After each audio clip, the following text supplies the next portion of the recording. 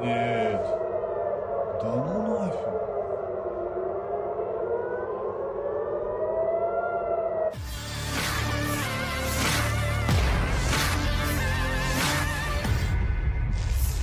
Sirine peringatan di Israel berbunyi usai rudal Iran menghujani wilayah Tel Aviv, Israel.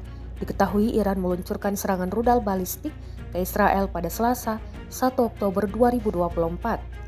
Rekaman sirine yang meraung beredar di Telegram pada Rabu 2 Oktober 2024. Iran mengatakan telah meluncurkan rentetan rudal ke Israel sebagai pembalasan atas pembunuhan para pejabat senior Hizbullah, Hamas, dan Iran.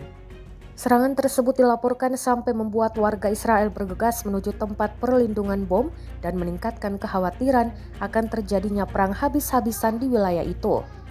Al Jazeera melaporkan sirine meraung-raung di berbagai wilayah Israel dan ledakan-ledakan terdengar di Yerusalem dan Tel Aviv selama serangan Iran pada Selasa.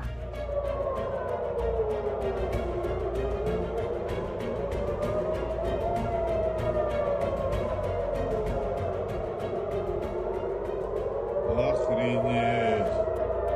Да ну нафиг.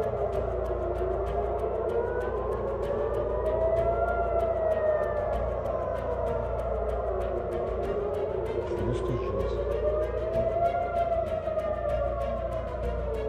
Как-то нереально много. Сюда.